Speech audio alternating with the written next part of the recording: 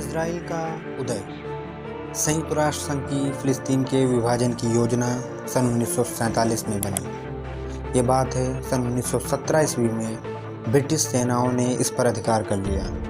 2 नवंबर सन 1917 को ब्रिटिश विदेश मंत्री बाल्फोर ने ये घोषणा की कि इजराइल को ब्रिटिश सरकार यहूदियों का धर्मनिरपेक्ष देश बनाना चाहती है, जिसमें सारे संसार के यहूदी यहाँ आकर बस सकें, और मित्र राष्ट्रों ने इस घोषणा की पुष्टि की। इस घोषणा के बाद से फ़लस्तीन में यहूदियों की जनसंख्या निरंतर बढ़ती गई। लगभग 21 वर्ष दूसरे विश्व युद्ध के करीब के पश्चात मित्र राष्ट्रों ने सन 1948 ईस्वी में एक नए राष्ट्र इजराइल नामक यहूदी राष्ट्र की स्थापना की। 5 जुलाई सन 1950 ईस्वी को इजराइल की पार्लियामेंट ने एक नया कानून बनाया, जिनके अनुसार संसार के किसी कोने से यहूदियों को फ़लस्तीन में आकर बसने की स्वतंत्रता मिली। यह कानून बन जाने के 7 वर्षों के अंदर इजराइल में 7 लाख यहूदी बाहर से आकर बसे।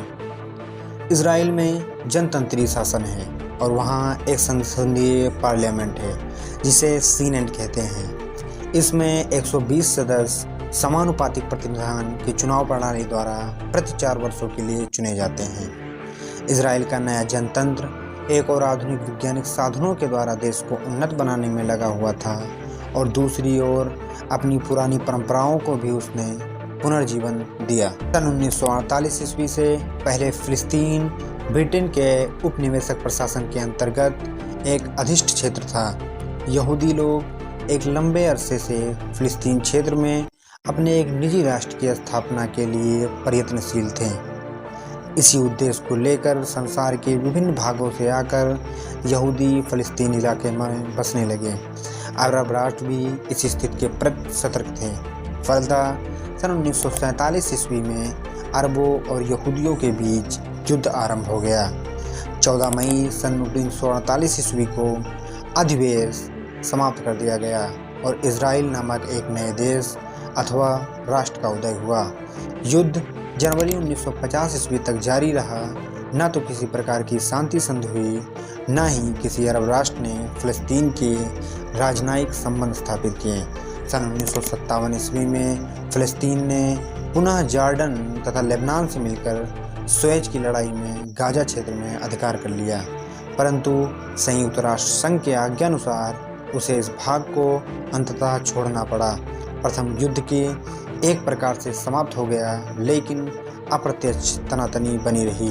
सन 1967 ईस्वी में स्थिति बहुत खराब हो गई और इजराइल सीरिया सीमा क्षेत्र में हुई झड़पों के बाद मिस्र ने सीमा पर अपनी सेना बड़ी संख्या में तैनात कर दी। राष्ट्रीय संघीय पर्यवेक्षक दल को निष्कासित कर दिया गया और रक्त सागर में की जहाजरानी पर मिस्र द्वारा रोक लगा दी गई। 5 जून की रात को इजराइल ने मिस्र पर जमीनी और हवाई आक्रमण शुरू कर दिए। जॉर्डन के विरुद्ध युद्ध में सम्मिलित हो गया और सीरिया की सीमाओं पर भी लड़ाई जारी हो गई।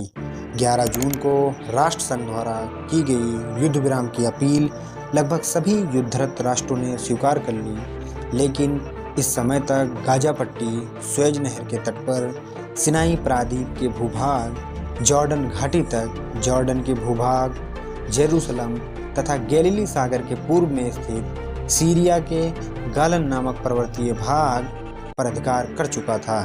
जेरूसलम को तत्काल फ़लस्तीनियों का अभिन्न अंग घोषित कर दिया गया, लेकिन शेष विजित इलाके को अधिकृत क्षेत्र के रूप में ही रखा गया। फरवरी 1969 ईस्वी में लेवी एस्कोल की मृत्यु हो जाने पर श्रीमती जमाल अब्दुल प्रधानमंत्री नियुक्त हुए और अक्टूबर 1969 ईस्वी को चुनाव में उन्हें पुनः प्रधानमंत्री चुन लिया गया। युद्ध विराम रेखा पर और विशेष रूप से अधिकृत सुएज क्षेत्र में तथा अरब राष्ट्रों एवं फ़लस्तीन गुरिल्ला संगठनों के बीच छोटी मोटी झड़पें चलती रही, जिनका अंत अगस्त 1970 ईस्वी में हुए युद्ध विराम समझौते के बाद ही हुआ।